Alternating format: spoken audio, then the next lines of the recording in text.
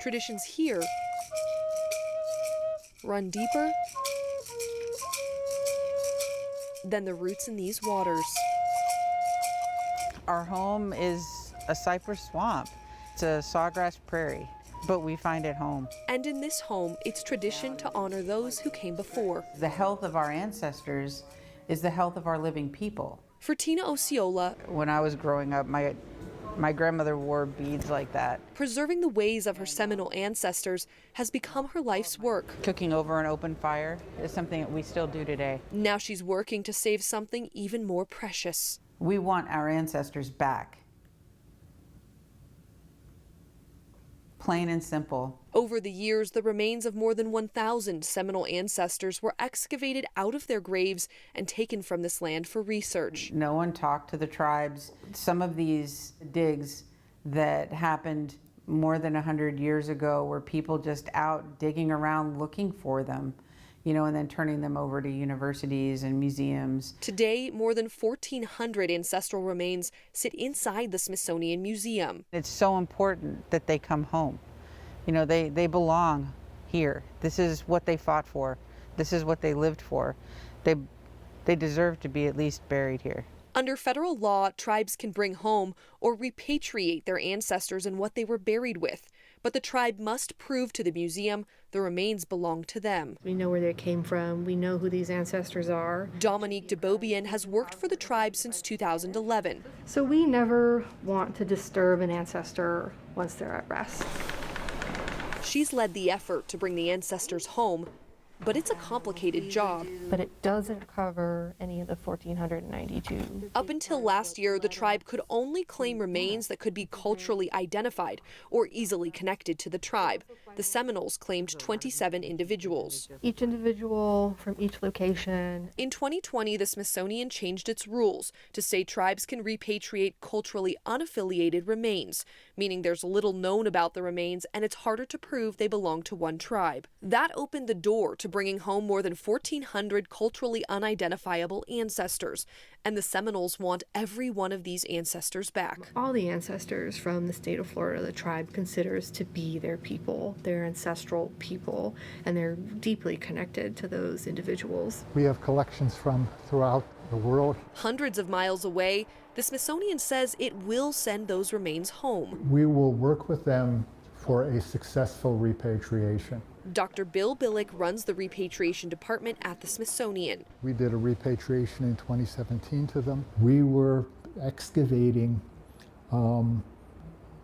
their village sites, their ancestors, without any consultation. Repatriation is a way to address some of those issues that were poorly dealt with in the past. He's overseen thousands of items returned to tribes. So these are actually objects that have been repatriated. And says this is only the beginning of a wider effort. There's been a lot of progress that's been made on repairing the damage. Relationships between museums, between anthropologists, archaeologists. There's still a long way to go. He says he will make sure every remain the Seminole tribe is owed comes home. It's just a question of time.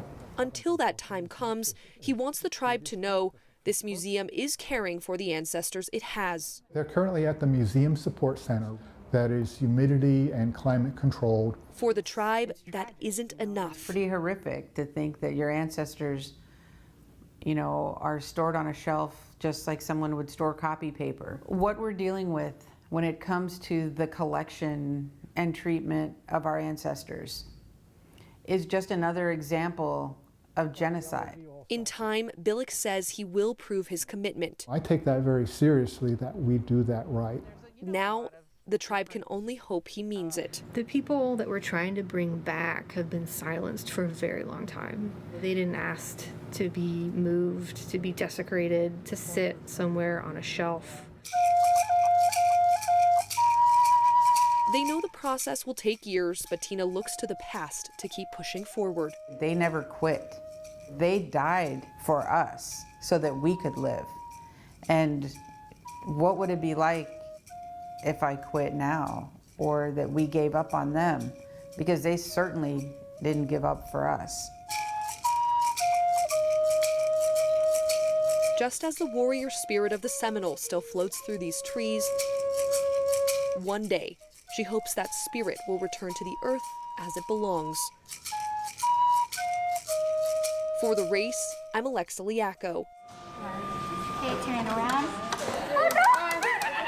This robot is girl-powered, I don't think he likes me. and so is this entire organization.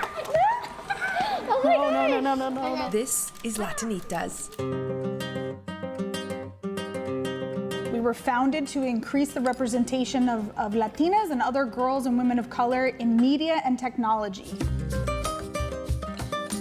Two different platforms with similar intentions. Two platforms we feel are the most powerful tools for social change, to change attitudes, influence the world. They're just a device for girls who are underrepresented to be able to express themselves. Laura Donnelly founded Latinitas in Texas 20 years ago. The problems she wanted to fix then are still happening today. It was a very slim and few opportunities where young girls, women could see those that were paving the way ahead of them. But this generation gives her hope that will change. Meet Mia, I'm 9 years old. Lily, I'm 9. Vanessa, I am 10 years old. and Anna Victoria. I am 13 years old. Girls today, Just making friends and learning everything. role models tomorrow. I'm most excited about helping the younger generations find themselves. For some girls, that discovery comes from computer science and coding. Sometimes I'm like this. This helped me found something that I really wanted to do in the future, and it really inspires me. For others, it comes through film and media. I really liked when we had to make a stop motion film. When I blasted off into space, it felt like freedom. It was about this immigrant who traveled to the moon with her dog. With each project, the girls are encouraged to bring ideas from their hearts and their homes. And I thought that immigrants were really a good example because they're people that can be underestimated a lot by their abilities, especially since they're not born in the US. Where Latinitas, that part of their identity is celebrated, encouraged, cultivated. Now these girls see their Latin heritage for what it is, a gift and a responsibility. Because my mom comes from Mexican descent, but my dad was born in the United States. I feel like it set me the role to show other kids that they can be from two mixed heritages and still become something big. Being an entrepreneur myself, it's nice to see that my daughter's being offered this at an early age. I never thought in a million years that I would be that, because it was something that wasn't, talked about. So to know that she doesn't have to have that fear is I think the most rewarding part of it. Because without fear comes space for true creativity and community. Seeing that people that are sort of like me make me feel less alone and make me feel more confident. When I feel supported that I can do something, I feel really appreciated. I can do it. It's nothing stopping me. And with that pride, these Latinitas are determined to be the face of a girl-powered revolution like we've never seen before. Whether your parents were born here or not born here, you are paving your way, using all the tools that come from your identity, your heritage, and that, to me, is that American dream. For The Race, I'm Alexa Liacco. It's son, woman, husky, man. Reading his own words He aloud crosses two links.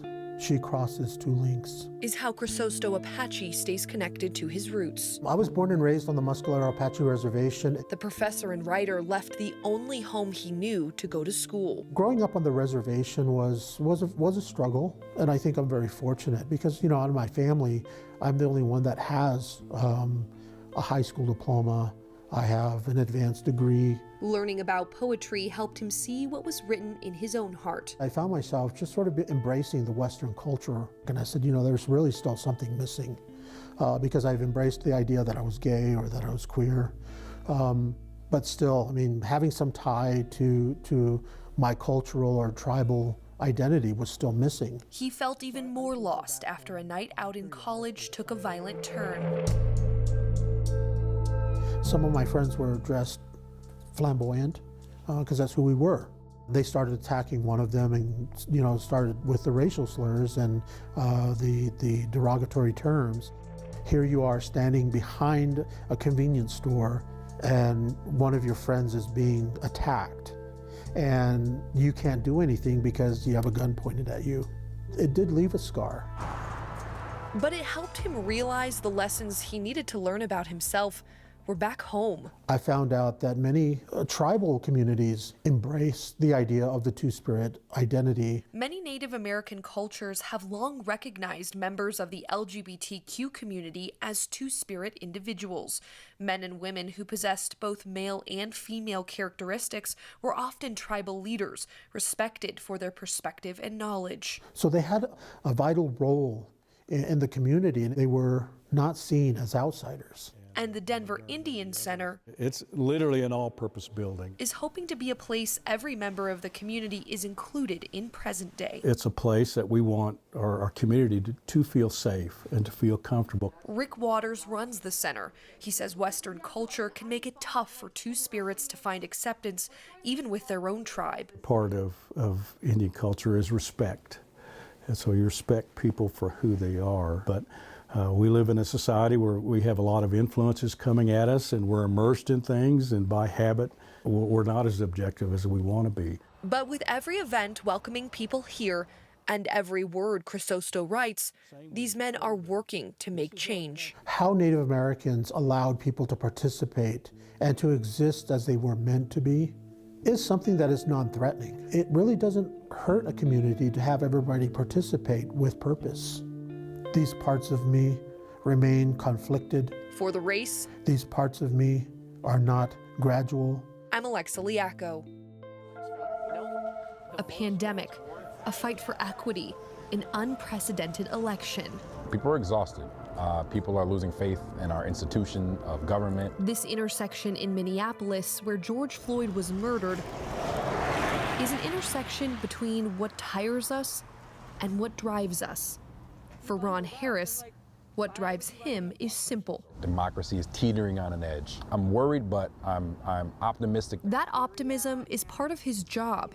Ron is the city resilience officer in Minneapolis. Resilience is essentially our ability to adapt, or a system's ability to adapt in the face of shock or stress. Ron works with lawmakers creating legislation and community programs to address issues like climate change, epidemics, and political unrest. It's all so his community can recover from a crisis faster. 2020 was a wake-up call. And now Ron knows resilience is needed more than ever. My first message is, I hear you and I apologize. I apologize that we have not, even to this day, got our institutions to a place, got our government to a place, got our politics to a place that actually reflects people's lived experiences. But his apology comes with action.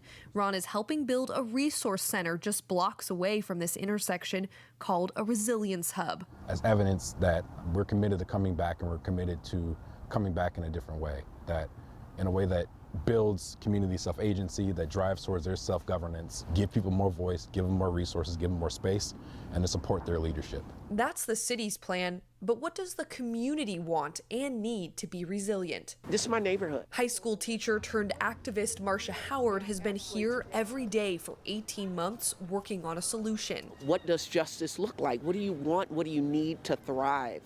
And the answer were those 24 demands. Marcia and community members created this list of changes, programs, and investments for the city to make. Many are already in action. Multiple modes of community sustainability, investment, systemic change. The fight to make this list reality is one this teacher says will make her city safer, more equitable, and more resilient. I keep coming back for the possibility of change. The community and the city may not agree on one road to recovery, but these two changemakers do agree on one thing. I'm convinced that there's nothing that we can't do if we bring folks together. I think we keep going because of the power of collective action. I am a Black woman. I am 48 years old. I am from the South. I have seen change. But I also know that in order to usher in change, you have to do things that are dramatic. What we have shown and are showing the world and our state and our city is what you can do by standing in solidarity for what it is you believe in. Solidarity is how both Marcia and Ron see a path to resilience for their city. I think we all want that, and I think we can get there. And while it may take a winding road, the path forward is one no one has to walk alone. The power is still within us, no matter how bleak it looks, no matter how dour we feel. Where there's people, there's power. You realize that when you come to 38th in Chicago. You realize that at George Floyd Square. For The Race, I'm Alexa Liacco.